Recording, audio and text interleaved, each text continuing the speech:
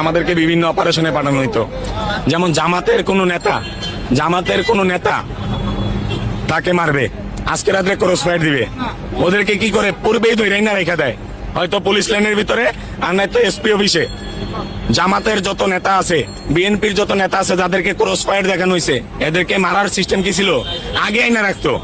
এরপরে অস্ত্র উদ্ধার করবে বললে লোকটারে নিয়ে যায় ওই পার্টি বিষয়, ওই র্যাব যে কিছু কিছু বক্তব্য দেয় না, প্রথমে সন্ত্রাসীরা আমাদেরকে গুলি করে, আমরা পাল্টা গুলি চালাই। সন্ত্রাসীরা এতটাই অদক্ষ, এরা ওনাদেরকে গুলি করলে লাগে না, আর ওনারা এতটাই দক্ষ, ওনাদের গুলি টার্গেটে লেগে যায়। চোখ বেঁধে পিছনে হ্যান্ডকাপ লাগে, তারপর মনে করেন কয় দৌড় দে, বাঁচতে চাইলে দৌড় দে, এরপরে গুলি করে। কিছু লোক থাকে সামনে, কিছু লোক পিছনে, কিছু লোক মিডিলে, সে কোনো দিকে যাওয়ার কোনো সুযোগ নাই, হ্যান্ডকাপ লাগানো। গুলি করে মাইরা দেখায় যে ওই কি তারা মানে ডাকাতি করবে বা সন্ত্রাসী কর্মকাণ্ড করবে, এই উদ্দেশ্যে তারা বসছিল। এগুলো নাটক। মোমবাতি কিনে আনে, তাস কিনে আনে, সিগারেট বিড়ি খাইয়া ফালায় ওরা নিজেরা, নাটক তৈরি করে একই কথা বারবার মিডিয়াতে বলে। এইগুলোর বিরুদ্ধে যখন কথা বলি, স্যার একজন নিরীহ মানুষকে কেন মারবেন, তো তারা ইস্যু খুঁজে। এত বেশি মানে চালাক, এ তো আমাদের পক্ষের না। এত মনে হয় দেখা যাচ্ছে যে জামাত বিএনপি পক্ষের লোক।